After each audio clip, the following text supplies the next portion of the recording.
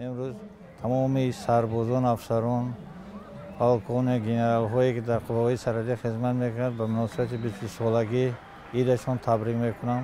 71 سال قدم 1 متر 49 سانتی متر بود، وزنم 41 کیلو بود. من ارمی نگرفتم.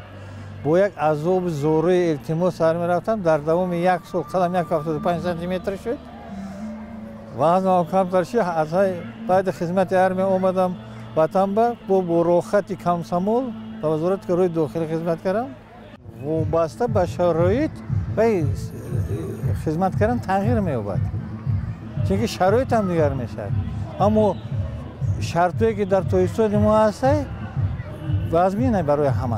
چون که ما بسیار کوهستان که هستیم، ما با واسطه تکنیک و سرحد بونه کردن برای ما دشوار است. برای همین همه وقت چوست چالاک بوده، دیدن در کار بود، تیار دیدن در کار، تکنیکاتی بدون دشوار. برای همین فقط بازوی قوه چشم، گوش، چیزهای اساسی که همه چی حس میکند. همین برای همین سرحد ما دیگر تغییر دارد. دیگر سرحد یک شب عملیات به اشتراک کرده بودیم، اومدن گپ زدن. این شب گفتن پراری میشه. من که بسیارتر در افغانستان خدمت کردم، در بسیار قوا خدمت کرده بودم، خاراکتری میدونستم.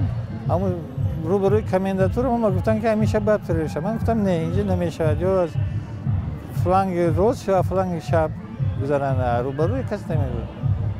و ما شب رفتیم. من قطعا یک 15-20 دقیقه جنگ بود. اورا گفتم اومدیم. با من گفتم نه، گفتم این اپلیکیشن مانیور میگم ما یک طرف چی کردن سرحد گذاشتن چی. یک قطعا پگوش وقتی که دازور گشته اومد تا سرحد کوفته گذاشتگی بودن. خیلی بدتر اونها دستگیر کردن. برای همین که میگم که خیلی تکنیکی که چی روی برای این حضورم روی چی کتی میگذارن سرحد. روی گستر نپریزوت روی من خدمت میکردم. بعضی این هم بود که من افتخار داشتم. یک برای ما رمانتیک بود. فخر میکردیم که عزیزترین چیز سرحد ما بوده که با ما حمایت میکنیم. در روز قریب 1400 کیلومتر مرز ما افغانستان حقیقتا به دشواره. از اول چی در دوره شوره چی وزرا کل هم دشواره. چون که در اونجا طالب با اون گروه دولت اسلامی به ما ارومیه نمیتن. برای همین رو باید سربازان ما هم وقت باید شور زیرک باشن. این وزنین ترین اوچه است که تمام دولت ها با اتحاد شوره و مستقل گردید میگه. از همین 1400 کیلومتر که بچه های مهمه میکنه از این وزنین تر دیگرش نیست.